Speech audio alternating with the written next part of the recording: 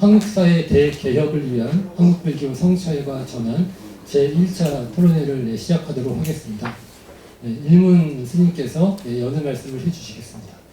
네, 오늘 이 자리에 참석해서 발표를 해주실 분들께 감사드립니다.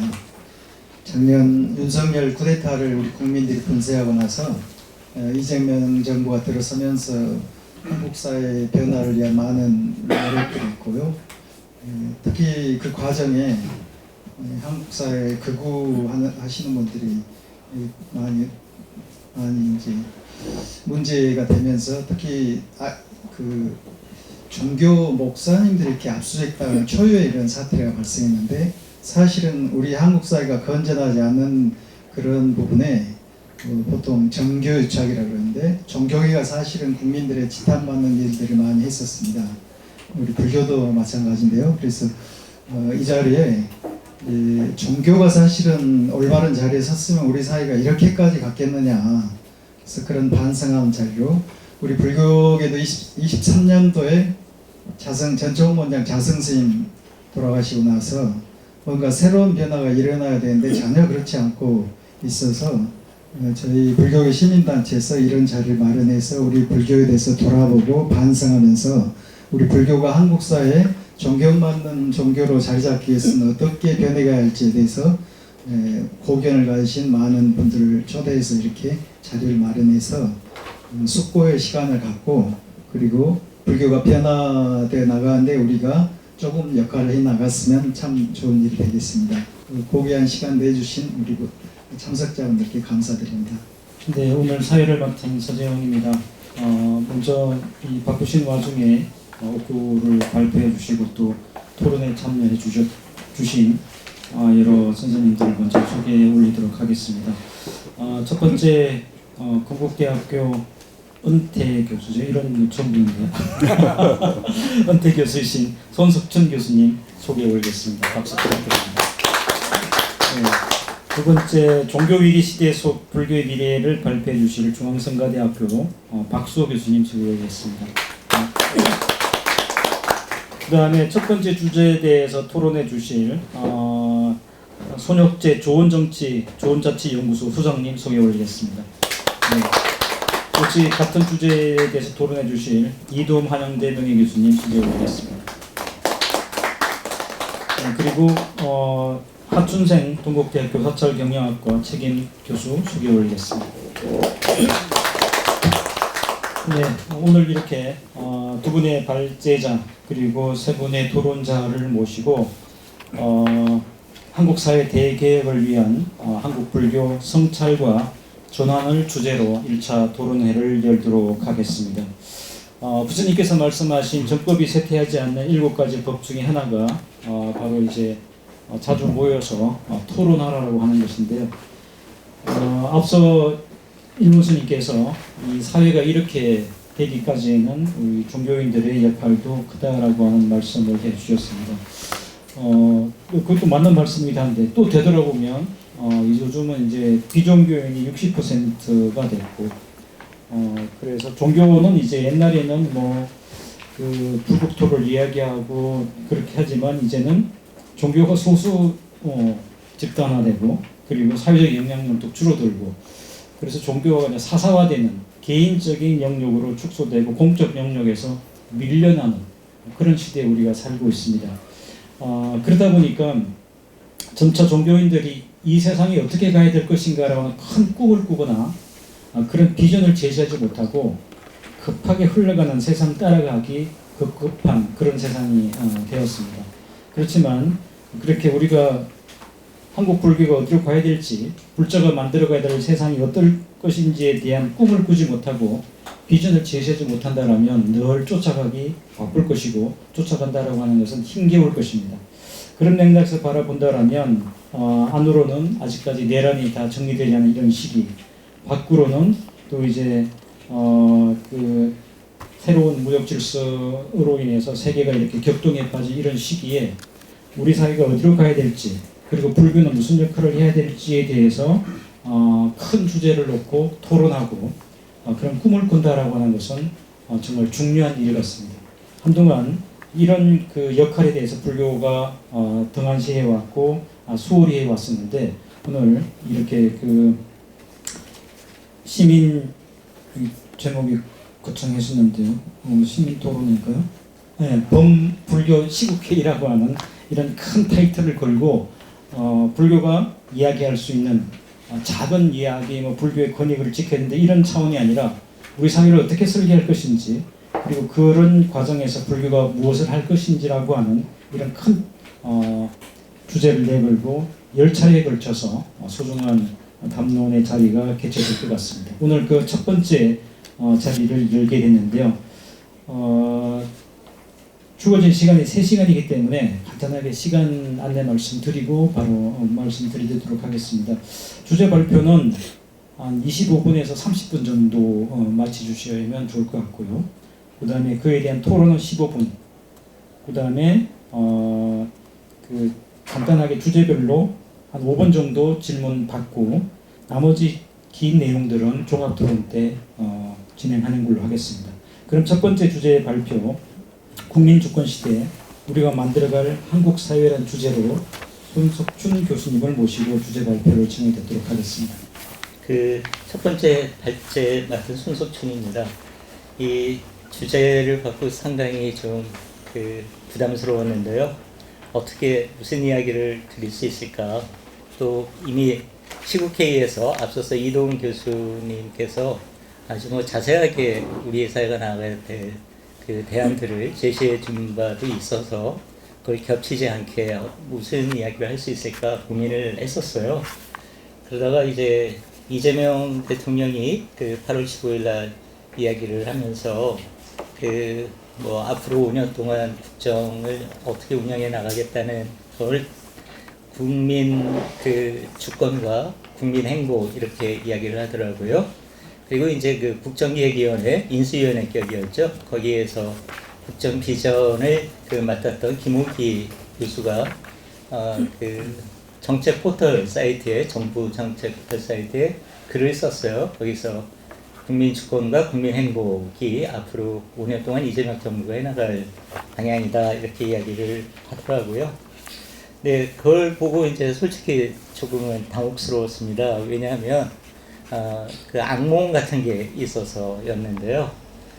저희가 이제 노무현 정부 때 신자유주의 경제 정책을 밀어붙이는 모습을 보고 진보 세력이 좀 대안을 만들어야 되겠다. 그냥 막연한 좀 이념이나 이런 거보다는 실질적으로 진보가 집권했을 때 무엇을 해야 될 것인지를 만들어 보자 해가지고 싱크탱크를 만들었어요. 저희한테 정부 권력과 친한 것도 아니고 그렇다고 자본이 이렇게 돈을 줄 것도 아니어서 이제 11조 내는 회원들을 모았습니다. 100명을 11조 내는 회원을 모았고요. 그래서 연구원을 딱 10명 이렇게 뽑아서 이렇게 작업을 했어요. 그래서 이제 6년 동안 제가 3연임을 했어요. 이게 능력도 없이. 그래서 만들어 놓은 게 리셋 코리아라는 책, 각주에 나옵니다만 리셋 코리아라는 책이고요. 거기에서 이제 소득수도 성장론이 나옵니다. 그게 2012년이었는데요. 당시 민주당에서는 상당히 거기에 관심이 없었고 그랬는데 1차 촛불혁명 이후 문재인 정부가 그걸 내걸더라고요. 소득주도 성장을 하겠다. 근데 리셋 코리아에서 저희가 내세운 소득주도 성장은 여러 가지 대안 중에 하나예요. 그리고 그 하나만 그냥 추진해가지고는 효과가 없죠. 복지 정책을 과감하게 더 늘리고 그래야 되는데 그런 거 전혀 없이 소득주도 성장에만 매달려가지고 결국은 소득주도 성장론이라는 것 자체가 거의 희화화되어 버리는 이런 악몽을 겪었습니다. 제가 딴 이야기를 하고자 하는 게 아니라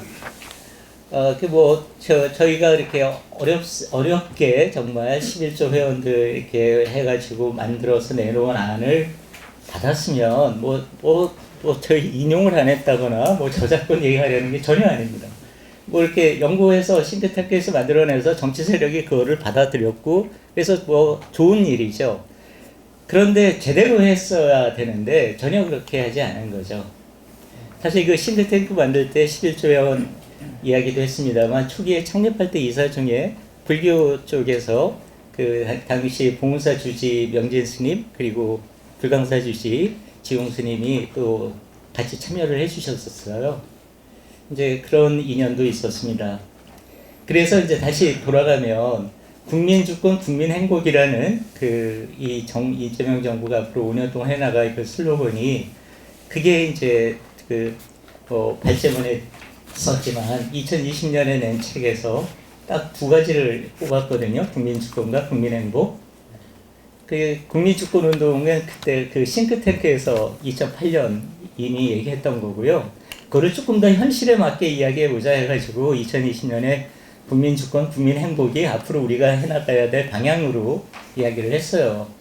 근데 이제 그걸 받은 셈이에요. 어떻게 보면 물론 여기에도 저작권이나 인용이나 이런 걸 얘기하고 싶지는 않습니다. 그런데 과연 제대로 할 수 있을까? 이제 이런 게 걱정이 되는 거죠. 그래서 이제 그걸 좀 앞으로 또 시국회의가 담론 투쟁을 이렇게 벌여 나가신다고 하니까 그쪽에 좀 맞추어서 이렇게 말씀을 올리면 되지 않을까 싶어서요. 좀 상식적인 얘기이고 그렇지만 용서해 주십시오. 어차피 첫 발제이고 우리가 한번 서로 확인하는 그런 자리이니까 그런 이해를 바라겠습니다. 그래서 7쪽으로 들어가겠습니다. 모든 권력이 민중으로부터 나오는 사회인데요. 굳이 이 이야기를 하는 것은 국민주권이라는 그런 이야기가 마치 그 주권운동 그리고 주권혁명 얘기도 해요. 또 정청래는 그 주권혁명 이렇게 얘기하는 주권혁명 역시 그 싱크탱크에서 낸 책 이름입니다. 근데 그렇게 그 얘기를 하는데 근데 가만히 이제 제가 노파심인지는 모르겠습니다만 이재명 정부와 그 민주당이 해나가는 국민주권은 그 주체가 마치 민주당이라고 생각하는 것 같다는 느낌을 받을 수밖에 없었어요. 그 이후에 해나가는 모습도 그렇고요. 하지만 그 국민주권운동의 주체는 엄연히 민주당이어서는 안 되죠. 1차 촛불혁명도 문재인 대통령 취임사에서 민주당 정부다 이렇게 얘기를 하더니 그래서 참 불안했는데 역시 그렇게 됐고 지금 이재명 정부도 오히려 문재인 정부보다 더 심하게 민주당 의원들을 대폭 그 내각에 기용해 나가는 이런 모습을 볼 수 있습니다. 잘하면 좋을 텐데 이제 이렇게 글쎄요 좋은 표현은 아닙니다만 지식인이 그래도 할 수 있는 일은 그런 걸 감시하고 견제하고 그리고 또 싫은 소리를 또 들려주어야 되는 게 의무 같은 생각이 들어서요. 저희가 국민주권운동, 제가 또 주권혁명에서 얘기했을 때 그 주권은 그 민중으로부터 나오는 것이지요. 그 자세히 썼습니다만 헌법 제1조이랑 모든 권력은 국민으로부터 나온다 할 때 그 국민이 대한민국 법제처가 영어로 만들었을 때에는 그 국민이라고 번역하지 않아요. 아시다시피 국민이라는 번역은 네이션이잖아요. 그 모든 권력이 국민으로부터 나온다? 이건 사실 말이 안 되는 이야기죠. 왜냐하면 윤석열도 국민의 한 사람이고 박근혜도 국민의 한 사람이고 그런데요. 그런 건 아니죠. 그래서 실제로 민주주의를 정의하는 링컨의 이야기도 by the nation, for the nation, of the nation이 아닙니다. for the people, of the people, by the people, the people이죠. the people은 영영사전을 찾아봐도 확실하게 나옵니다. people은 아무 특권이나 특혜가 없는 사람들, 보통 사람들 이야기입니다. 더군다나 거기에 더라는 관형사가 붙었을 때는 확연하게 아주 명확하게 아무런 권력이나 특혜가 없는 사람들입니다. 그런 사람들로부터 권력이 나와야 된다는 게 논리적으로 맞는 거죠. 대한민국 법제처도 더 피플로 써 있어요. 근데 이제 우리는 국민이라고 했는데 그게 다 아시는 말씀입니다만 1948년 8월 7월 재헌헌법 때 그 초안을 만든 사람이 이제 대표가 유진호 씨였는데요. 그 사람은 좌파도 아니고 친일파죠. 근데 그 유진호 씨가 그 초안을 했을 때는 인민으로부터 나온다 이렇게 했어요. 근데 재헌국회에서도 요즘 국힘당 같은 자들이 있었던 모양이죠. 왜 38선 이북에서 쓰는 말을 우리가 쓰느냐 해가지고 인민이란 말 수상하다 당신. 그러니까 유진호가 딱 접었죠. 그래서 국민으로 바꿨습니다. 근데 두고두고 아마 이 사람이 그게 마음에 언짢았나 봐요. 나중에 이제 그 회고록을 쓰면서 이렇게 얘기를 했죠. 우리는 그래서 그 좋은 말 하나를 잃어버렸다. 이렇게 얘기해요. 사실 우리 인민이란 말 잃어버렸죠. 그리고 이제 80년대 그렇게 7, 80년대 활발하게 우리가 자연스럽게 소통했던 민중이란 말도 잃어버렸습니다. 어느새 그거 잘 쓰기 어렵죠. 사실 여기에는 80년대 그래도 괜찮았던 신문 동아일보, 제가 그때 동아일보 기자였었는데요. 그때 그 80년 말 90년 초에 그 당시 편집 담당 상무가 앞으로 동아일보에 민중이라는 말을 쓰시면 안 된다라고 이야기를 했어요. 그게 좌경 개념이랍니다. 근데 그게 좌경 개념이면 좌파 개념이면 링컨도 좌파에게요. 하여튼 이런 구조 속에서 우리가 살고 있어서 국민 주권 운동을 받아들여서 상당히 좋아요. 국민 주권을 하고 주권혁명 부르짖고 이런 그 촛불 2기 정부 좋습니다. 그런데 제대로 할 수 있을까에 대해서 한번 이렇게 짚어보자는 거죠. 민주당이 그 주체가 돼서는 안 되는 거죠. 그렇다면 내각을 이렇게 민주당 일색으로 만들 것이 아니라 진보 세력, 정말 말 그대로 진보 세력 가운데에서도 함께 이야기해 나갈 수 있는 그런 구조를 갖춰야 되는데 그런 의지는 별로 안 보이는 것 같은 그런 아쉬움이 있습니다.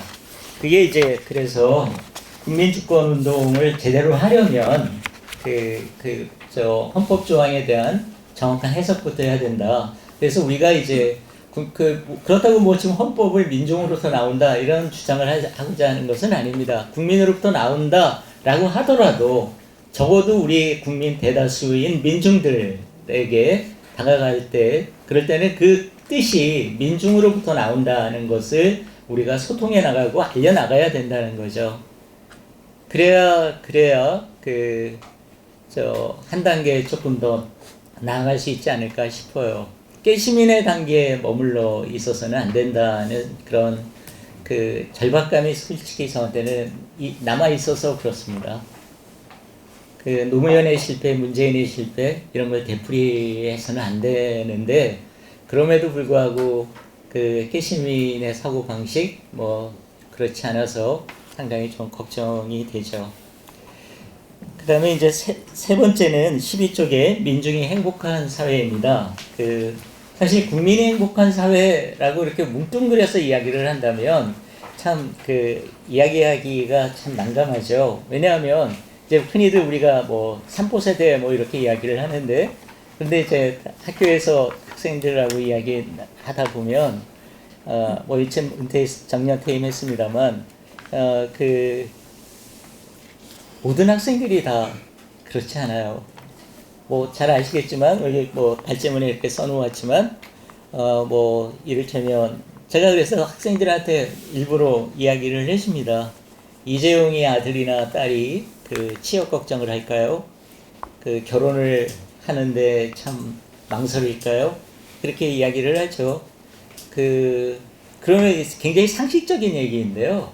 학생이 조용해요. 숨소리도 안 들릴 만큼. 새로운 뭔가 이렇게 느끼게 되는 거죠.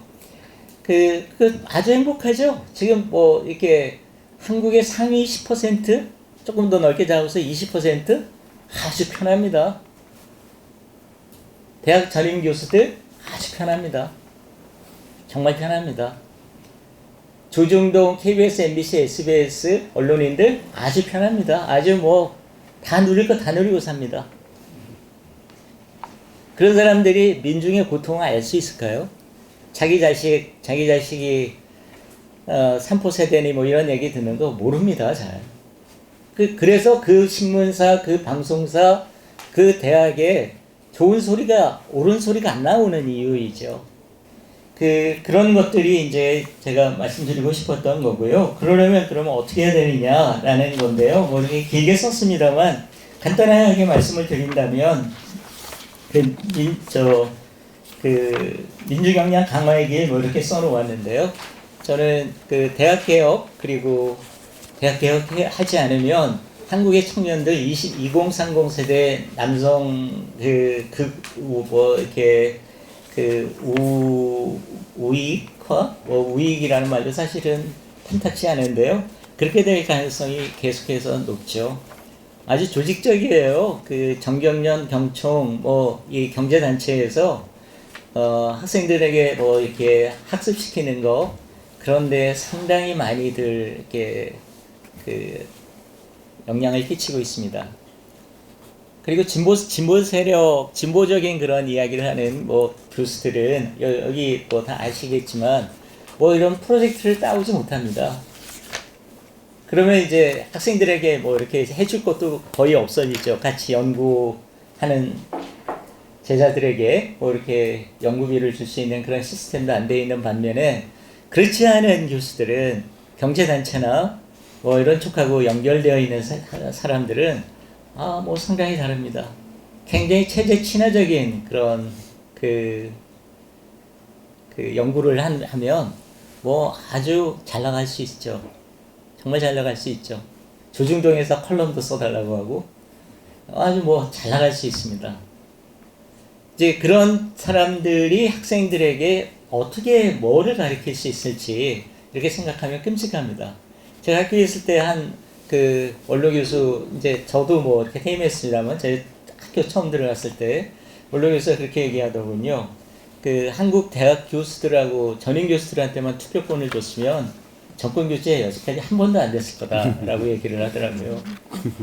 근데 그렇게 가르치는 겁니다. 그렇게 알게 모르게 계속해서 이제 이런 것들이 이제 걱정이 되었어요. 근데 이재명 정부에서 사립대학의 이런 시스템 구조를 개혁할 의지가 보이나? 이렇게 생각해 보면 전혀 안 보여요. 제가 뭐 잘못 본 건지는 모르겠지만 조중동이 신문사가 방송까지 소유하고 있거든요. 신방복합체라고 저는 표현을 해서 계속 글써왔는데, 조중동 신방복합체에 대해서 어떤 그 대안을 제시하려고 어떤 정책적인 어떤 접근을 하려고 하느냐? 안 보입니다. 어쩌자는 건지 모르겠어요. 그래서 뭐 여러 가지 정책 대안들이 있고 그렇지만, 만약 그 언론개혁과 대학개혁이 안 된다면 우리가 이야기해 나가는 이런 그 대안들, 많은 진보적인 사회 대안들, 이런 거 실현되기 굉장히 어렵습니다. 이재명 정부 지금 정권 초기인데도 뭐 검찰개혁이나 사법개혁 이런 데는 굉장히, 그리고 또 뭐 이렇게 징벌적 손해배상 언론에 대해서 이런 거나 지금 뭐 이렇게 해야지, 대학개혁에 대한 진지한 접근, 언론개혁에 대한 진지한 접근 보이지 않습니다. 그럼 이건 이제 뻔해요. 만약 정말 문제의식이 하나도 없이 이렇게 가면서 국민주권, 국민행복 얘기한다면, 국민행복 속에 그 민주당 국회의원들, 민주당 지금 정부 강요들, 전임 교수들, 3대 방송, 3대 신문, 고위 언론인들 전혀 신경 쓰이지 않습니다. 행복하거든요, 그 사람들. 자식들도 행복해요. 그래서 뭐 여러 가지 이야기를 할 수도 있겠지만, 우리가 이제 담론 투쟁을 할 때 딱 뭐 초점을 딱 잡아서 이렇게 해 나가야 되는 것도 하나의 방법이다 생각해서 이렇게 말씀을 드렸고요. 그래서 이제 시간 제가 지금 20분 쓰고 있습니다만 조금 10분 안에 끝내도록 하겠습니다. 그래서 그럼 어떻게 할 것인가에 대해서 저는 뭐 최소한 그 부유세라고 해도 좋고요. 부유세라는 게 이제 상당히 거꾸로다면 뭐 자비세, 자비의 실천세, 자비 실천 기금, 뭐 사랑세, 뭐 여러 가지가 있을 수 있을 것 같아요. 그런 식으로 해서 상위 10%, 20%에게 비율의 차이를 두고 걷어야 된다고 생각합니다. 그리고 그렇게 조성한 그 증세로 대폭적인 복지 확대를 해야 되지. 지금 뭐 우리 이재명 정부, 뭐 이재명 경기도지사 시절에 기본사회, 기본소득 뭐 이런 얘기를 하고 그랬는데, 그런 문제의식 잘 지금 나타나지 않잖아요. 획기적인 그런 복지정책의 확대, 이런 게 필요할 텐데, 그래서 이제 이른바 개혁의 딸들도 노파가 노무현 대통령에 대한 비판적 시선이 없었기 때문에 노무현 정부가 그렇게 비극적으로 끝났고, 문파가 문재인 정부 시절에 그렇게 뭐 어떤 사람은 어용지식인이 되겠다고 자처하고 나섰었죠. 근데 그렇게 그 반동 정권에게 주고 나서도 자숙하는 모습이 보이지 않죠. 참 심각해요. 그래서 이제 만약 지금도 개혁의 딸들이나 이런 쪽에서 이재명 정부의 이런 그 문제에 대해서 미리 이야기를 해나가지 않고 그런다 치고 나가도록 하지 않으면 그러면 참 걱정입니다. 촛불혁명 2차례나 그렇게 정말 힘들게 그 거리에서 추운 겨울에 이렇게 했는데 그게 민주당 국회의원들 좋으라고 또는 민주당에 줄 서 있었던 사람들 한 자리씩 더 차지하라고 그렇게 만든 건 아니잖아요. 잘하면 좋은데 두 번의 경험으로 보면 노무현, 문재인 두 번의 경험으로 보면 걱정되는 거죠. 또 그 사람이 계속하는 것 같은 느낌이 들어서 회전문 인사도 아니고 이게 뭐 하는 건지 가끔은 답답할 때가 있습니다. 그래도 뭐 조금은 나아졌죠. 뭐 이렇게 민주노총 위원장 출신이 또 들어가기도 하고 그랬으니까 조금은 나아졌지만 그 낮은 거 정도는 민중의 역량이 그만큼 계속해서 높아졌기 때문에 이렇게 자연스러운 그런 귀결이 아니었나 싶은데 그거 가지고는 좀 부족하죠. 이제 그런 이야기를 담았습니다. 그래서 민중의 그 고통 이야기가 있었고요. 그 민중의 이제 불법 이야기도 이렇게 써놓고 했습니다만 하나만 소개해 드린다면 16쪽에죠. 윤성식 교수가 했었던 이야기예요. 불교 경전에 나타나는 이상사회는 중도의 지혜로 가난한 사람에게 생존의 기본권을 보장하며 현대 북유럽 국가보다 훨씬 강한 수준의 복지국가다라고 했었고요. 정말 해맑은 스님이시죠. 저는 기기암에 있을 때 찾아가 뵀었는데 정명 스님은 이제 불법을 강요하지 말라라고 이야기하시더군요. 불법 강요하지 말라 이렇게 하고 사람을 기쁘고 자유롭게 해주는 것 말고 달리 불법 행함이 없다라는 그런 법문이 인상적이었습니다. 우리 사회 구성원이 각자 도생 체제에서 벗어날 때 비로소 사실 지금 각자 도생 체제에서 이 불교 경전, 부다의 가르침, 첫발기에도 없이 그냥 쓰러져가는 삶이 많죠. 이제 그런 것 때문이라도 20대 80 사회에서 민중 역량이 커진다면 우리는 20에 대해서도 연민을 가질 수 있다라고 생각을 합니다. 그런 정도로 이제 역량이 커져야 되겠다는 그런 생각을 한 거고요. 그래서 나가는 말 그렇게 있습니다. 흔히 저는 그렇습니다. 거기에 이제 또 그렇게 써놓았는데요. 이제 가끔씩 우리 대안을 얘기하고 그럴 때 사회주의 이야기도 언급을 하는데요. 글쎄요, 이제 저는 불교와 사회주의를 결합하자는 운동이 20세기 국내외에서 많이 일어났잖아요. 밖에서도 있었고 한국에서도 한영훈 스님 같은 분이 그런 말씀도 하시고 여러 가지 또 있는데 굳이 그걸 내걸 필요가 있을까 그런 생각을 좀 담아봤습니다. 그러니까 마르크스가 자본주의 비판했었던 그 문제의식은 살리되 그걸 지금 굳이 사회주의라는 언어로 이야기할 필요가 있을까 하는 생각이 들고요. 왜 그러냐 하면 상이 보이지 않아서 그래요. 그래서 이제 그런 얘기도 써놓았습니다. 프랑스 혁명과 러시아 혁명이 인류 역사에 끼친 영향이 상당히 크죠. 그런데 권력의 문제를 해결하지 못했죠. 러시아 혁명이. 그래서 촛불혁명을 우리 2차례 거쳤고 세계적으로 주목을 받고 있고 스웨덴 민주주의 오늘 아침 신문에도 스웨덴 민주주의 연구소 쪽에서도 한국 민주주의에 아주 상당한 관심을 보이던데 사실 실체를 알면 상당히 부끄러운 그런 상황이죠. 하지만 어떻게 우리가 하느냐에 따라서는 만들어갈 수 있다고 생각합니다. 우리가 두 차례 총풍령면 정말 위대한 민중의 힘이거든요. 이걸 업그레이드 시켜 나간다면 조금만 한 걸음 한 걸음씩 더 앞으로 나가면서 우리 자신의 내면의 힘을 키워나간다면, 민중영향이 지금보다 커나간다면, 그 자본주의에 대한 문제의식, 그걸 넘어선 사회에 대한 고민을 적어도 유권자의 3분의 1 정도만 하게 된다면, 그렇게 된다면 상당히 달라지지 않을까, 이런 생각을 해보았습니다.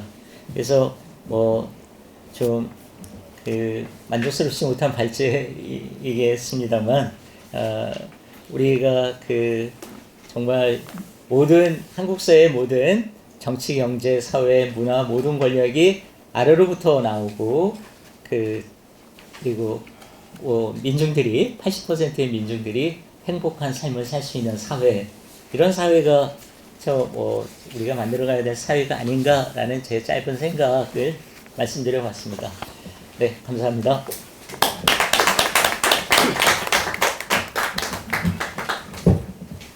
네, 손석준 교수님께서 국민 주권 시대 우리가 만들어갈 사회라는 주제로 발표해 주셨습니다. 두 번째 주제 발표에도 언급되지만 한국 불교는 이제 선종이죠. 그래서 여기 강조되는 것이 견성인데요. 자기의 본성을 되돌아보는 것. 그것이 이제 오늘 이 손 교수님 발표를 들으면서 견성의 어떤 사회성에 대한 문제를 고민이 되겠다, 이런 생각을 해봅니다. 국민 주권 시대라고 하면서 그 국민이 누군가에 대한 정확한 자기 규정이 없다는 겁니다. 어떻게 보면 오늘 이제 정의해 주셨는데 피압박자, 권력이 없는 자, 그런 자로부터 권력이 나오고 그런 자들의 다스림이 되어야 되는데, 공이라는 모호한 이름 속에 사이비 민중들이 오히려 국민 행세를 하는 그런 것이었구나라고 하는 생각들을 되돌이키게 해줍니다. 그래서 이 선종에서 얘기하는 견성이라고 하는 말을 사회적인 맥락으로 확장하자면, 도대체 누가 국민인가, 누가 민중인가, 누가 더 피플인가라고 하는 고민으로 깊어져야 된다.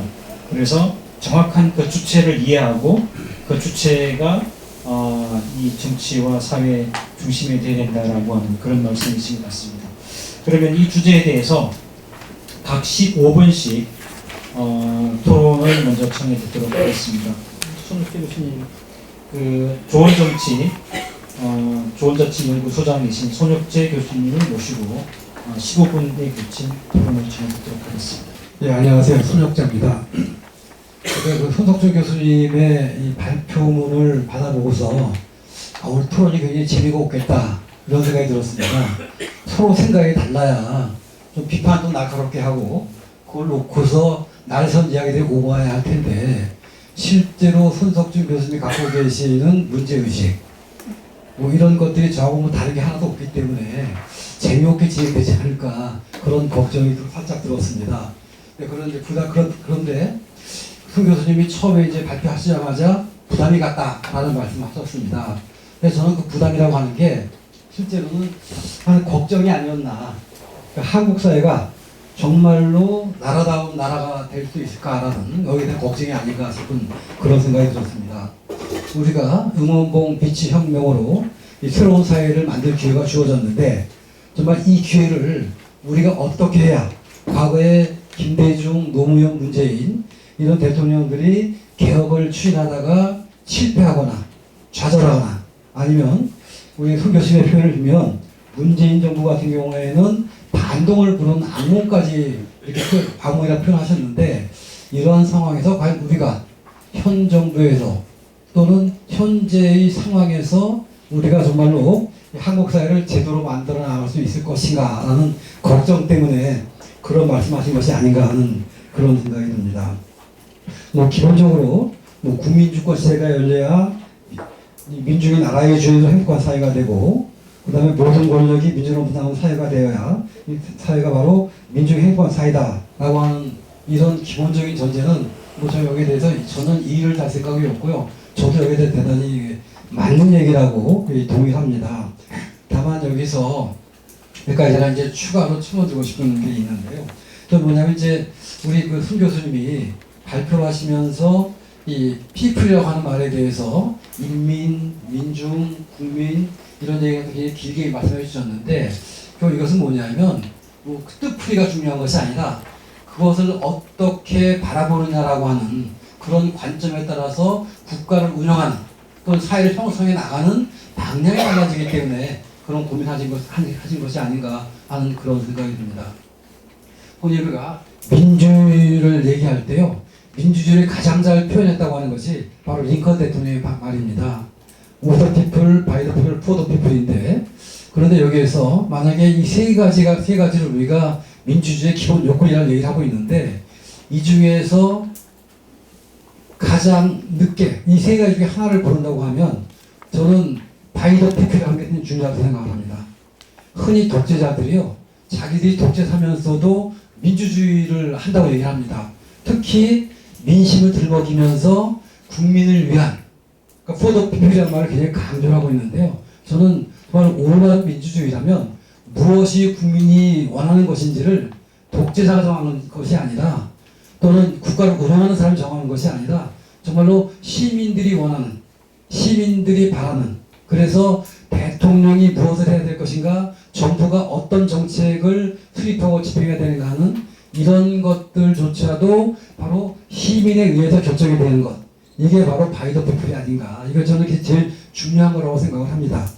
그런데 우리가 현재 사회를 뭐 개혁이든 혁신이든 쇄신이든 어떤 표현을 쓰더라도 현재의 사회가 많은 문제를 안고 있기 때문에 이 사회를 바꿔나가야 된다는 그런 문제의식, 이런 문제의식이 있는 건데, 이때 주체가 시민이 되어야 또는 민중이 되어야, 그래야 현재 한국 사회가 작동하는 방식, 손 교수님이 상당히 길게 설명해 주셨어요. 그래서 이 권력의 상층부, 또는 우리 사회의 경제적인 권력을 갖고 있는 상층부, 20%라 표현하기도 하셨고 1%라 표현도 하셨는데, 바로 그들을 중심으로 한 국정 운영 방식을 어떻게 바꿔나가는 게 올바른 혁신의 방향인가, 올바른 개혁의 방향인가, 또 그런 것을 통해 가지고 나라다운 나라를 어떻게 만들어 갈 것인가 하는 이런 문제의식에서 저는 이 피플이라는 말을 길게 설명한 것이 아닌가, 뭐 그런 생각이 들었습니다. 그런데 여기에서요, 사실은 이런 말씀을 또 하셨는데, 그래서 정치 권력이 시민으로부터, 경제 권력은 노동자로부터, 그리고 학교 권력은 학생으로부터, 언론의 권력은 기자로부터 나와야 한다 라는 이런 얘기도 하셨는데, 사실은 이건 바로 뭐냐면 이 국민주권 시대를 열어나가고 또 행복한 사회를 만들어갈 주체가 정부나 집권당인 것이 아니라 시민과 함께 하거나 아니면 시민이 주도해야 한다는 그런 문제의식에서 나온 것이 아닌가 하는 이런 생각이 듭니다. 우리가 이 국민차별을 얘기하면서 사실 정부가 주도하고 시민이 참여한다고 하지만, 이제 이것을 바꿔야 된다. 그러면 시민이 주도하고 정부는 그것을 행정적으로, 재정적으로 또는 제도적으로 뒷받침해주는 역할, 이런 식으로 바뀌어나가야 되는데, 아직까지는 그런 시대는 아니고 참여라는 말을 많이 하지만 여전히 주도하는 것은 정부고, 거기에 대해서 일반 시민들은 그저 자기의 의견을 과거보다 이야기할 통로가 넓어지고 기회가 늘어났다는 것뿐이지, 실제로 시민의 뜻에 따라서 시민이 원하는 방향으로 국정이 운영되는 것은 아닙니다. 현실이. 바로 이제 그런 것들을 선생님도 많이 지적을 해주셨는데요. 그런데 저는 이렇게 뭐 언론 권력이든 또는 학교 권력이든 또 경제 권력이든 각 부문의 권력은 속에서 말씀대로 돼야 되지만, 실제로 이런 것들을 묶어서 총체적으로 사회를 움직여 나가는 것은 역시 정책을 수립을 하고 정책을 집행을 하고 정책의 결과에 대해서 책임을 져야 되는 그런 집권당이 풀어나가야 될 과제가 아닌가, 저는 그런 생각을 합니다.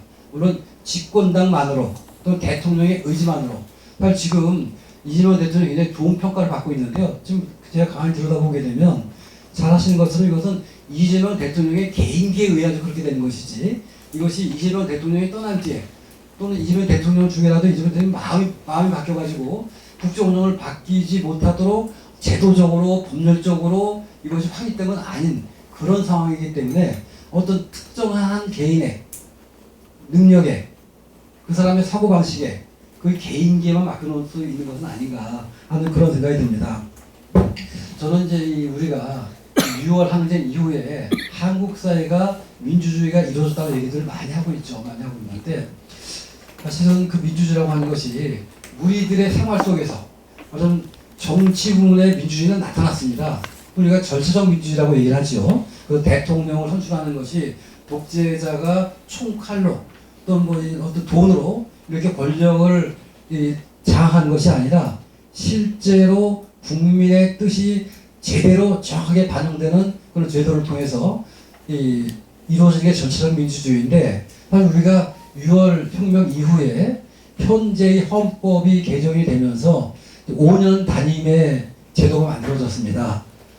그러다 보니까 지금까지는 전부 다 평화적인 정권 교체가 이루어졌었던, 두 번의 예외를 빼놓고, 그러니까 두 번의 탄핵을 빼놓고 나머지는 평화적인 정권 교체가 제대로 이루어지게 된 것이죠. 손 교수님이 말씀하시면서 반동을 부른 악몽이라고 하는 것조차도 사실 전체적 민주주의를 따른 겁니다. 국민들이, 아니 시민이 윤석열을 선택했기 때문에 그런 악몽이 주어졌다고 저는 보는데, 어쨌든 그런 상황이 되는 거죠. 그런 상황인데, 저는 민주주의라고 하는 것이 질그릇 같은 거로 생각을 합니다. 우리는 전체적 민주주의가 이루어졌기 때문에 이제 한국의 민주주의는 후퇴하지 않을 거라고 생각했고, 주변의 많은 나라들이, 특히 후진국들이, 정치적으로 후진적인 그런 나라들이, 독재자들이 있는 나라들이 한국의 민주주의를 많이 배우려고 하고 있습니다. 그러나 한국의 민주주의가 굉장히 취약하다는 게 드러난 거죠. K민주주의 얘기를 하셨는데, 사실은 두 차례의 촛불혁명을 통해서 독재자를 끌어내린 건 굉장히 좋은 거죠.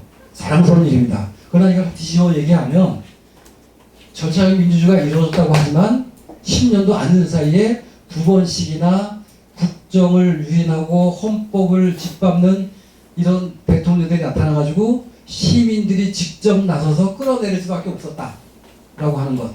그러니까 K민주주의가 자랑스럽기도 하지만 K민주주의가 취약하다고 하는 것이 동시에 드러난 것이 아닌가 하는 그런 생각이 듭니다. 그런 상황 속에서 과연 우리가 어떻게 해야 이 한국 사회를, 이 좋은 기회를 다시 맞아가지고 우리가 과거의 미완의 혁명 또는 실패한 개혁 또는 반동을 부는 악몽을 다시는 꾸지 않도록 사회를 바꿔나갈 것인가, 여기에 대해서 많은 고민들이 이제 필요한 시점이 아닌가 하는 그런 생각이 듭니다.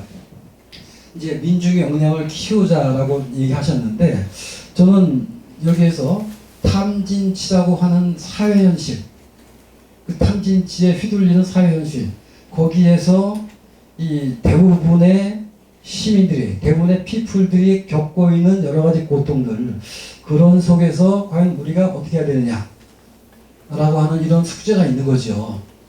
중생이 아픔으로 나도 아프다 라고 하는 게 어제 부처님의 가르친 것 하나인데, 이런 속에서 사실 그 손 교수님의 진단은 오르나 처방은 과연 어떨까, 여기도 구체적인 처방은 안 내려주셨거든요. 이거는 뭐 우리 전체에게 다 함께 우리가 고민하고 또 이런 것들을 어떻게 시작할 것인가를 이 시민들과 함께 고민해 나가야 될, 그렇기 때문에 어떤 구체적인 방안을 모색하기보다는 우리가 나가야 될 기본적인 방향에 대해서 주로 말씀을 해주셨기 때문에 아마 저희들이 이제 일단 전체 토론 시간이라든가 아니면 앞으로 계속 진행될 토론 과정에서 그런 이야기들을 해야 되겠죠. 사실 미국에 이 프리덤 하우스라고 하는 인권단체가 있습니다. 이 인권단체가 이 12.3 내란에 대해서 뭐라고 표현했냐 하면, 선출된 지도자가, 이게 전체적 민주주의가 된 거죠. 선출된 지도자가 민주주의 제도를 공격해서 한국을 헌법적 위기에 빠뜨렸다 라고 얘기를 했습니다. 얘기를 했는데, 실제로 이 내란은 시민들에 의해서 좌절됐지만 뭐 국회가 뭐 어떤 비상계엄 해제 결의를 했다고 하지만 시민들이 그날 지켜주지 않았다면 불가능했을지도 모릅니다. 결국 이 내란을 막아낸 가장 큰 힘은 시민들에게 있는 것인데, 그럼에도 불구하고 지난 6.3 대선을 보게 되면 6.3 대선이라고 하는 것이 이 내란에 대한 단죄 또는 비상경에 대한 평가 또는 지난 3년 동안에 윤석열 정부가 해왔던 국가를 무너뜨리는 여러 가지 정책들에 대한 이 날카로운 평가가 돼야 되는데 실제로 그렇지 않았던 것을 볼 수가 있습니다. 왜냐하면 승리를 했지만 이재명 대통령이 당선됐지만 저는 이게 굉장히 불안한 승리라고 생각을 합니다. 왜냐하면 이재명 대통령의 득표율이 50%가 안 됐고요. 그 다음에 김문수 이 국민의힘에서 가장 오른쪽에 가 있는 그런 극우 후보인 김문수 후보가 40%가 넘는 득표를 했습니다. 바로 이런 데서 볼 수 있는 것처럼 아직도 우리 사회에는 한국 사회가 어떤 방향으로 나아갈 것인가에 대한 어떤 고민들이 적기 때문에 사실은 총통 개명독재라고 하는 또는 범죄자라고 하는 이러한 어떤 이 말에 흔들려 가지고 김문수를 찍었던 그런 많은 시민들이 있다고 하는 사실 그런 것들을 저희가 생각을 해야 될 겁니다. 그래서 사실은 우리가 민중 역량을 키우고 그 다음에 한국 사회를 바른 사회를 만들어 나가야 되는데 그 민중 속에는 그 시민 속에는 어떤 그 촛불을 들고 응원봉을 들고 광장으로 나섰던 시민들만 있는 것이 아니라 거기서 내란을 옹호하고 탄핵을 반대하고 김문수 후보를 지지했던 시민들도 있다. 그러면 그런 시민들은 우리가 어떻게 끌어안고 그런 시민들을 어떻게 설득을 하고 그런 시민들조차도 박수를 보낼 수 있는 고개를 끄덕일 수 있는 그러한 국가 운영 방향을 우리가 만들어나갈 것인가 하는 이런 고민들이 앞으로 우리들에게 주어진 것이 아닌가 하는 그런 생각이 듭니다. 현재도 내란 재판이 점점 늘어지고 있죠. 내란 재판도 늘어지고 있고 그 다음에 또 이 내란에 대해서 당당하게 그게 뭐가 잘못했냐라고 하는 이런 사람들도 여전히 많은 그런 상황입니다. 그런 상황 속에서 한국 사회가 다른 사회로 나라답게 민중이 주인되고 그 다음에 이 민중의 행복을 위한 그런 사회가 되기 위해서 과연 우리의 불교는 어떤 역할을 해야 되는가라고 하는 그런 숙제들이 저희들에게 나와 있는 것이 아닌가 하는 그런 생각이 듭니다. 노무현 대통령이 이런 얘기를 한 적이 있습니다. 정치라고 하는 것은 원칙과 선택의 문제이다. 그래서 원칙은 있지만 정치라고 하는 것은 상대가 있는 것이고 그 상대를 지지하는 시민들이 있기 때문에 그래서 이 원칙만 가지고 정치할 수 없다. 그래서 때에 따라서는 양보도 하고 후퇴도 하고 이렇게 해서 어떻게 무엇을 선택하는 것이 가장 바른 선택인가 이런 고민을 해야 된다고 이야기를 한 적이 있는데 사실은 이런 것들을 어떻게 해야 그러니까 원칙과 선택의 문제에서 우리가 원칙은 지키되 원칙은 깨뜨리지 않되 어떤 선택을 해야 현재의 사회를 바른 자를 끌어나가기 위해서 진보적 성향의 시민이든 수구적 성향의 시민이든 아니면 보수적 중지적 성향의 시민이든 이들을 지지를 끌어내고 이들의 힘을 묶어서 정말 민중이 주인되는 민중이 행복한 사회를 만들어 나갈 것인가 하는 이런 고민들이 앞으로의 토론을 통해서 많이 이루어지면 좋겠다는 말씀을 드리면서 제 토론을 마치도록 하겠습니다. 고맙습니다.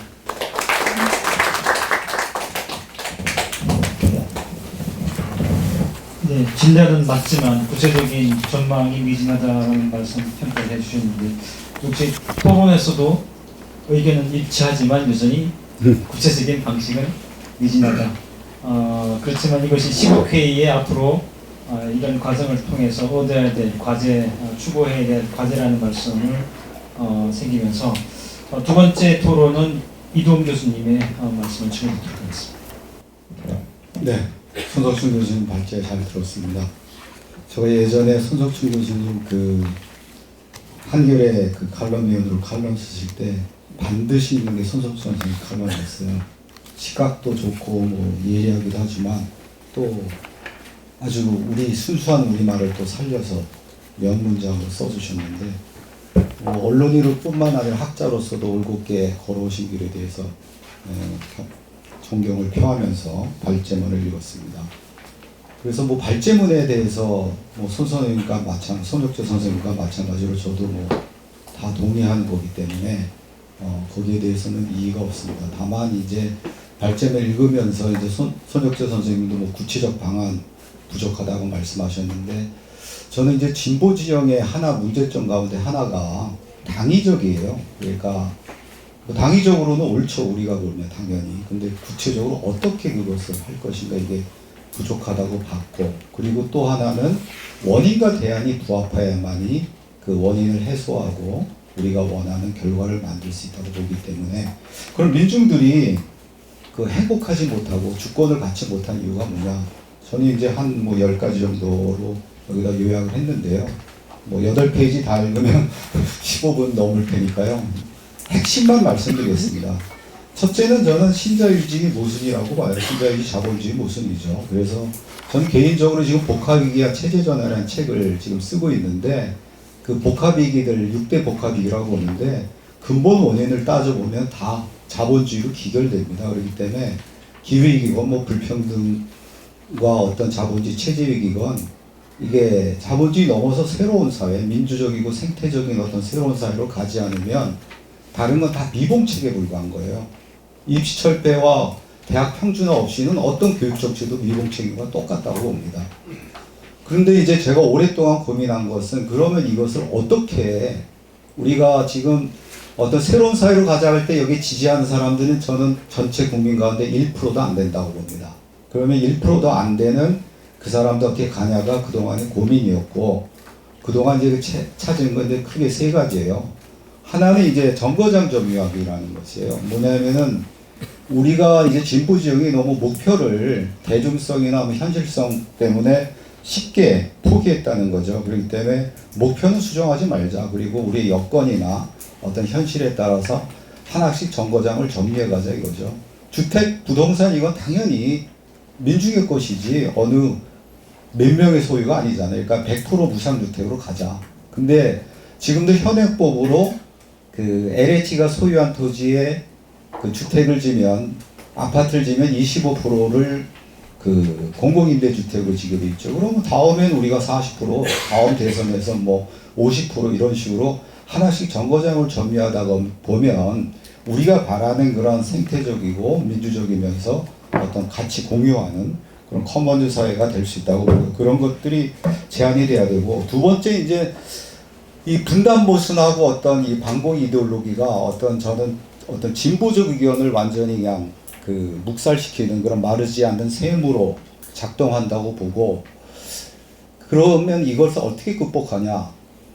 한마디로 저는 이제 그 지금 현재에서는 뭐 저 나름대로 7단계 통일 방안을 내셨는데, 그걸 여기서 말씀드리긴 그렇고, 그러니까 핵무기하고 종전협상 및 평화협정하고 맞바꾸는 거 외에는 저는 지금에서 출구는 없다고 봐요. 물론 평화적으로 여러 가지 뭐 개성공단부터 여러 가지 해야 되겠지만은, 구체적으로 그것을 모순을 극복하는 것, 제도적으로 뭐 국보법 폐지라든지 이런 걸 가야 되지만은, 근데 트럼프 정권이 망난이지만은 딱 하나 유리한 게 있다면은, 미국의 어떤 민주당이건 공화당이건 마찬가지로 걔들은 어떤 아시아 전략이나 세계 전략에 대해서는 일치하는데, 그 전략을 무시하고 어떤 남북을 그 미국 우선 중심주의나 어떤 그 경제적인 이해관계만 갖고 협상에 응할 수 있다 이거죠. 그 다음에 이제 3번째는 이제 자본.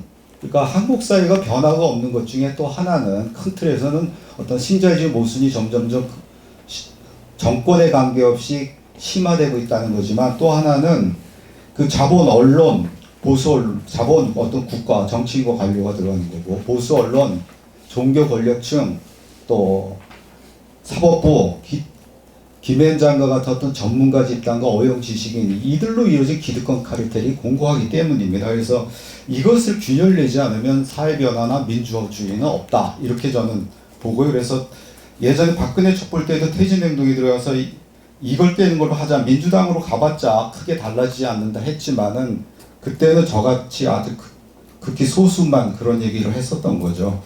그래서 이제 이걸 깨기 위해서 직접 민주주의와 어떤 수구 민주주의를 결합한 것으로 가야 되는데, 그 중에 좀 구체적인 대안 하나는 그때도 이제 그 퇴진행동에서 주장했던 게 만인민에, 그러니까 청와대로 또 가야 되지만 우리가 우선 국회로 가서 만인민을 만들자 그랬고, 그 당시는 가능했다고 봐요. 그걸 주장했으면.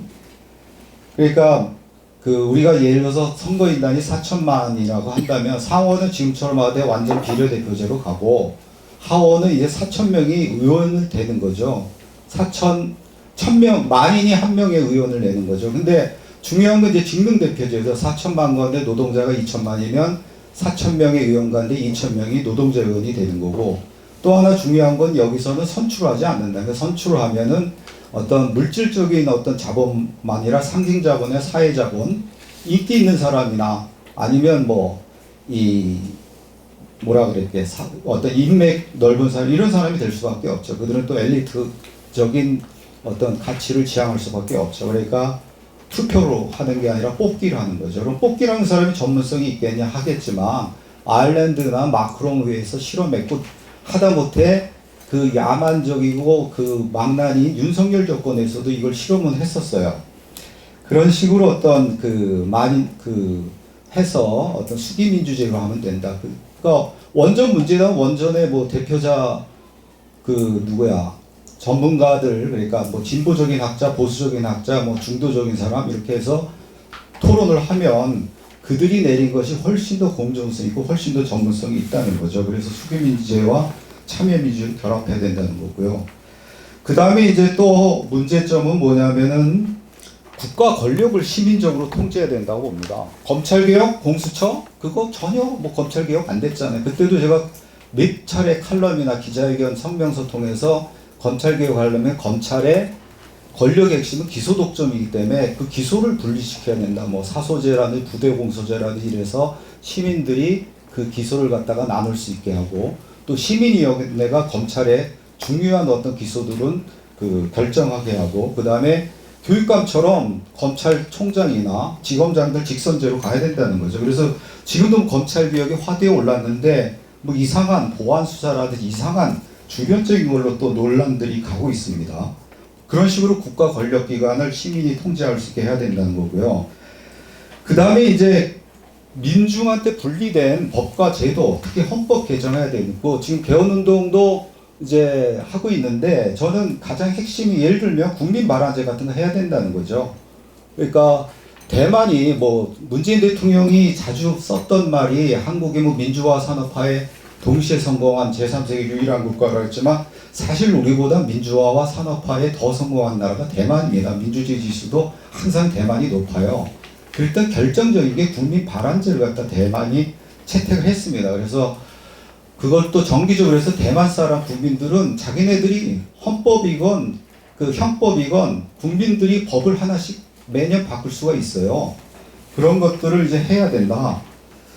그래서 이번에도 개헌 국면이 열리면 이 국민발안제라든지 주민소환제 같은 거 해야 되고요. 그 다음에 보수양당 체제 깨기 위해서 완전 비례대표제나 위성정당이 불가능한 제도 만들어야 되고, 그 다음에 지배 이데올로기나 담론에 대한 투쟁이 있어야 된다. 예를 들어서 두 개만 예를 들면요. 공유제 비극 그러면 모르는 사람 없어요. 그래서 제가 공유제 희극은 아냐? 교수들도 대답한 사람이 거의 없습니다. 그렇지만 공유제 비극이 뭐냐면은 사람들이 어떤 사회주의는 불가능하다? 아니면은 환경 이거 대안이 불가능한 이런 논리로 많이 쓰죠. 그러나 실질적으로 엘리노 오스트롬이 유럽에서 일본에까지 공동체를 조사한 경우 오히려 공유제 희극이 일어나고 있다 이거죠. 그래서 엘리노 오스트롬이 쓴 이 거버닝 더 커먼스라는 책이 원래 인류학 책인데 노벨 경제학상을 받았죠. 왜냐?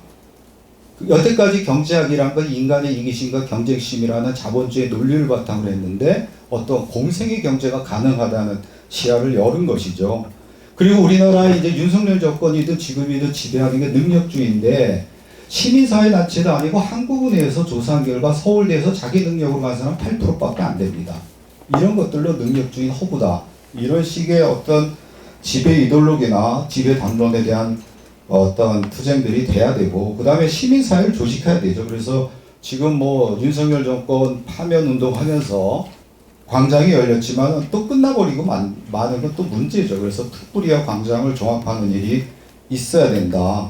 그 다음에 이제 또 우리들도 이제 소유지족의 삶을 살아야 되고, 그다음에 구체적인 예로 저는 대시딤 같은 것을 이번 정권에 현실화시키는 운동을 저는 해보려고 해요. 그러니까 대시딤이라는 게 뭐냐? 바르셀로나에서 이 인공지능을 활용해서 이 공론장을 만든 거예요. 지금 가장 심각한 문제가 공론장이 깨졌고 극우 파시즘화 되고 있다는 건데, 이 대시딤은 우리가 뭐 문재인 정권 때 국민청원도 있었지만 그것이 정책으로 되거나 뭐 이렇게 예산이 배정된 거 없었잖아요.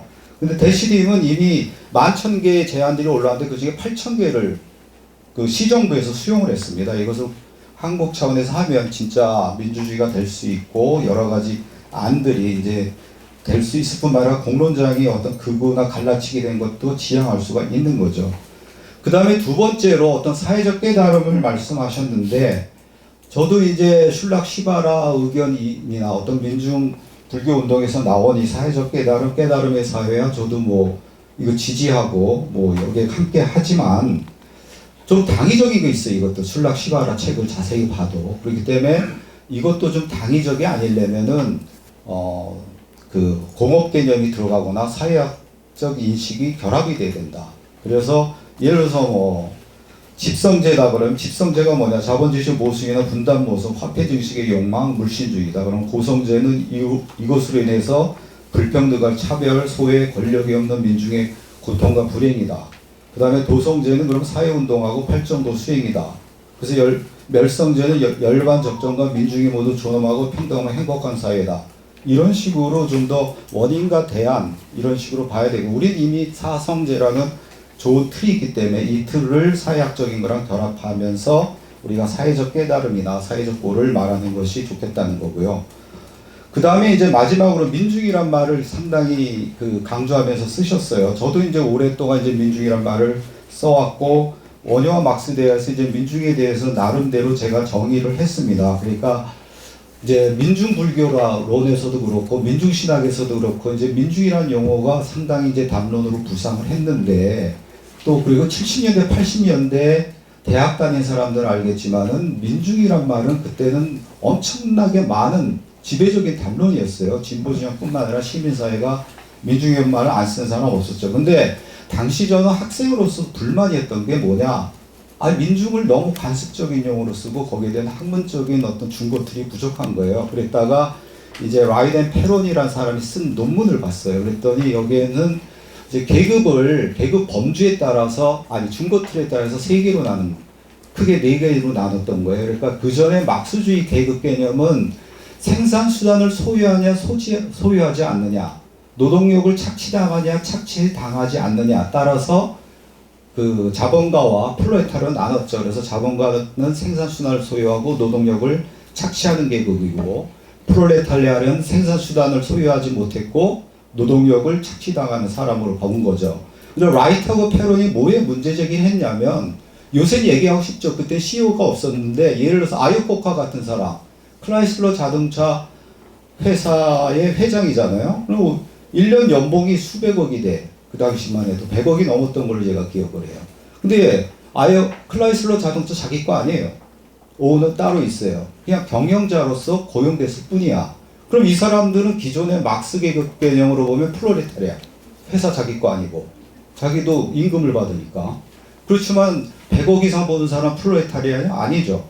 그래서 이제 라이트하고 페론이라는 사람이 하나의 또 중고틀로 집어넣은 것이 노동 과정을 통제하냐 통제하지 않냐죠. 그러니까 CEO 같은 사람 노동 과정 통제해서 이놈 너 뭐 데모했어? 너 잘라. 뭐 감봉이야. 이렇게 징계할 수가 있죠. 이런 식으로 볼 때 이제 민중은 저는 생산 수단을 소유하지 못했고, 그 다음에 노동력을 착취당하고 노동 과정을 통제당하는 자다. 이렇게 이제 명쾌하게 정의할 수가 있다.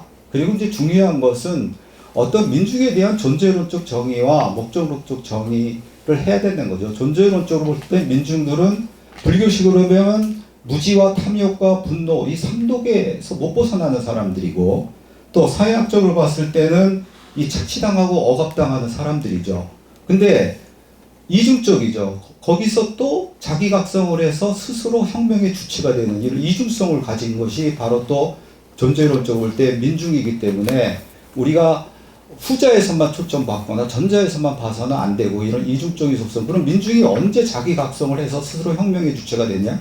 그럴 수 있는 어떤 촉매 내지는 어떤 그 틀은 뭐냐? 이런 거에 대한 어떤 분석들이 필요한 것이고, 또 민중들은 또 뭐냐면은 이런 어떤 사회적 고든 뭐든 어떤 고통 속에 있는 거죠. 개인적 고든 사회적 고든. 그렇지만 여기에서 어떤 불교로 치면 해탈이고 사회학적으로 볼 때는 어떤 해방과 평등된 사회를 추구하는 사람들이다. 그래서 저는 세 가지 자유라는 것은 본능적이라고 해요. 민중들이. 그러니까 소극적 자유, 그러니까 어떤 구속과 억압에서 벗어나는 자유죠. 적극적 자유, 어떤 노동을 통해서 진정한 자기 실현한다든가, 우리가 뭐 기독교에서 말하는 거듭나는 거, 이런 식으로 되는 것, 그런 적극적 자유. 그 다음에 타자를 자유롭게 하면서 거기서 정의를 느끼는 거. 이럴 때 자유하고 정의가 대립된 게 아니라 하나가 되죠. 나보다 더 고통받고 억압받는 사람을 구제할 때 느낀 희열감. 이 세 가지 자유를 민중들은 추구한다. 그게 사람마다 정도 차이만 있을 뿐이지 저는 이 세 가지가 다 있다고 봐요. 그것들을 어떻게 사회적으로 종합하고 더 이 자유를 추구한 쪽으로 제도화하고 운동을 만들어내냐, 이것이 중요하다 봅니다. 이상으로 마치겠습니다. 네, 강론의 부족한 점들을 하나씩 짚어서 구체성들을 훨씬 이제 좀 뚜렷하게 제시가 된 것 같습니다. 그러면 그 일주제에 대해서 지켜보셨던 분들의 질의를 좀 하고 두 번째 휴식을 취한 다음에 두 번째 질의를 넘어가도록 하겠습니다. 누구든지 좋으시니까 기탄 없이 질의해 주시면 좋겠습니다. 아니면 그 발제자분의 그 답변을 다시 청해 듣도록 하겠습니다. 예, 그러면 더 생각하실 동안 이 두 분의 발제에 대해서 그 토론에 대해서 손석준 교수님의 답변을 주시겠습니다. 네. 제가 미처 생각하지 못한 지점들을 이렇게 지적해 주셔서 두 분 선생님께 감사 말씀드립니다. 간단히 그냥 말씀드리고 싶은데요. 이제 공통적으로 그 구체적인 대안이 없다는 말씀 맞죠. 이 발제문에. 근데 이제 한 가지 말씀을 드린다면 이제 아까 말씀드렸던 싱크탱크를 한 게 구체적인 대안을 만들자고 한 거였거든요. 당위만 이야기하지 말자, 이렇게 구체적으로 대안을 얘기하자라고 해서 이제 그 6년 동안 원장, 이사장 이렇게 맡아서 내놓은 게 아까 소개해드렸고 지금 7쪽에 이렇게 각주에 있는 리셋 코리아입니다. 16대 정책과제가 있어요. 근데 그 16대 정책과제는 뭐 거기에 아까 이동훈 교수님이 말씀하신 주거의 공공성 이야기도 들어가 있고요. 지금도 뭐 그거 저는 유효하다고 생각을 해요. 그래서 이제 뭐 이렇게 그걸 지금 여기서 발제하는 것도 제가 처음 도입하는 그런 입장의 발제문이라 그냥 과감하게 생략했다는 말씀을 드리고 싶고, 그 말씀 드리는 이유 또 하나는 이렇게 한국 사회에 구체적인 대안이 없는 게 아니라는 생각이 저는 리셋 코리아 출간 이후에 느꼈어요. 소통이 안 돼요. 구체적인 대안들을 내놓아도. 예를 들면 이제 오늘도 이제 제 발제문에 가장 강조한 게 대학개혁과 언론개혁이거든요. 대학개혁에 대해서도 아주 좋은 뜻 있는 교수들이 내놓은 개혁안이 있습니다. 아주 구체적인 안이 있어요. 공영형 사립대학의 문제 대안이라든지 아니면 교양대학을 전면적으로 확대 실시하자는 거라든지 다 있어요. 근데 소통이 안 돼요. 왜 소통이 안 되느냐? 아까 말씀드린 언론이 그걸 보도를 안 합니다. 의제 설정을 안 합니다. 심지어 한겨레 경향도 안 합니다. MBC 안 합니다. MBC는 그냥 민주당 중심이고요. 그러니까 안 하죠. 소통이 안 돼요. 그러면 이제 사실 우리끼리라도 막 소통해 가야 되는데 그렇지 않아요. 한국 사회는 묘한 게 있어서 우리 한국인들이 뭔가를 내놓은 거에 대해서 잘 신뢰를 하지 않아요. 참 이상하더라고요. 제가 싱크탱크 이거 리셋 코리아 내놓고 학교에 갔는데 교수들 참 이상해요. 정말 이상해요. 한국인이 내놓은 논문이나 책, 좋은 책들 많고 좋은 논문들 많은데 소통하려고 하지를 않습니다. 인용하려고 하지도 않아요. 저는 이게 뿌리 깊은 한국 먹물들이 갖고 있는 사대성이라고 생각합니다. 그리고 한국의 이 대학 시스템이 대학 평가 시스템이 별 부채질하고 있고요. 그래서 대학 개혁이 필요하다는 거를 이제 말씀드렸고요. 언론 역시 마찬가지죠. 언론 개혁에 대해서 구체적인 대안들 나와 있는 것들이 있죠. 근데 안 하니까 그렇죠. 왜 종합방송 법은 왜 바꾸려고 하지 않죠? 종편 채널 바꾸려고 의지가 없잖아요. 그 하려고 하면 얼마든지 법안을 만들 수 있고 그럴 텐데 아예 의지 없어요. 오히려 이제 지금 이재명 정부의 첫 홍보수석은 언론정책 담당한 JTBC 출신이 가 있죠. 예, 그래서 이제 아까 손혁재 소장님께서 김문수가 40%를 받은 거 정말 좋은 지적이십니다. 이게 끔찍한 거죠. K민주주의의 취약성이죠. 그런데 과연 조선 신방 복합제가 없었어도 김문수가 40%를 얻을 수 있었을까? 저는 회의적입니다. 한국의 꼴보수 교수들이 없었어도 그렇게 됐을까? 회의적이에요. 그래서 정치를 바꾸는 거 못지않게 전 대학개혁과 언론개혁이 정말 필요하다라고 하는데 계속 얘기를 해도 안 되고 어떻게 해야 될지 저 고민이에요. 그래서 솔직히 부끄러운 얘기입니다만 서울 떠났어요. 그냥 서울 떠나가지고 내가 다음 세대를 위해서라도 그냥 다음 세대를 위해서 책 쓰자 이런 생각으로 지금 그렇게 살고 있습니다. 이게 제가 굉장히 고민이 많습니다. 그래서 내가 이렇게 살아도 되는 건지 그런 고민이 많은데요. 아무튼 그렇습니다. 그래서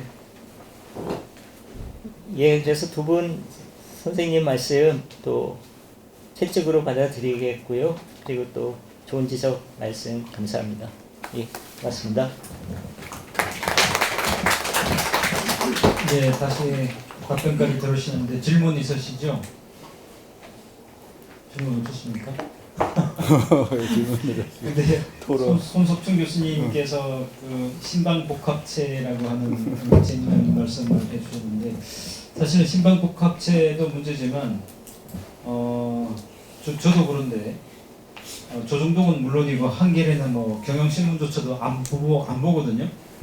안 보는데도 이 정부를 습득하거나 세상을 이해하는데 전혀 지장이 없어요. 윤석열도 그렇잖아요.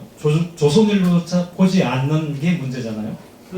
조정동조차 보지 않고 극우 유튜브에만 빠져있기 때문에 이런 일들을 벌였거든요. 그렇다면 이 신방복합체 문제만 갖고 이 문제, 언론의 문제, 우리 사회의 정보 유통 구조나 이런 것들을 해결할 수 있는가? 지금 대부분의 갈등이나 이런 문제들을 제기하는 게 지금은 조선일보라기보다 오히려 이 거구 유튜버들이거든요.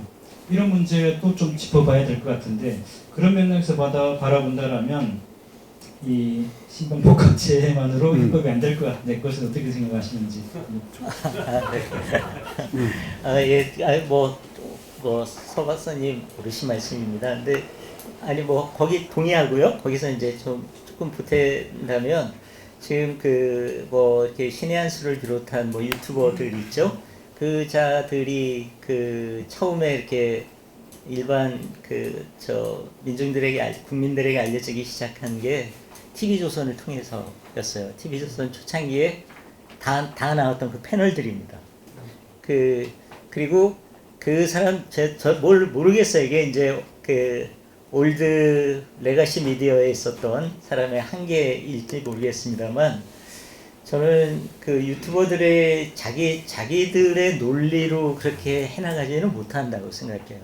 조선일보의 논리 그런 게 있으니까 그걸 바탕으로 거기서 가공해서 이렇게 치고 나가는 것이지 그게 조선일보와 어떨 때 극우 유튜버들의 논리가 특히 조선일보 사설이나 칼럼 보면 상당히 유사합니다. 그걸 조금 더 자극적으로 이렇게 해나가는 건데 그거를 생산해내는 그 원청이랄까요? 뭐 이런 곳이 조선 신방복합체라고 생각을 해서요. 유튜버에 대한 또 문제의식은 지금 이재명 정부도 하고 있는 것 같고요. 예, 제 생각은 그렇습니다. 예. 질문 안 하셔서 제가 대신 질문한 건데 괜찮습니까? 예, 그러면 그 일부 발표와 토론 이걸로 마치고 시간이 딱 적당하게 된 것 같습니다. 발제해 주신 분 그리고 토론해 주신 두 분께 큰 박수 부탁드리겠습니다.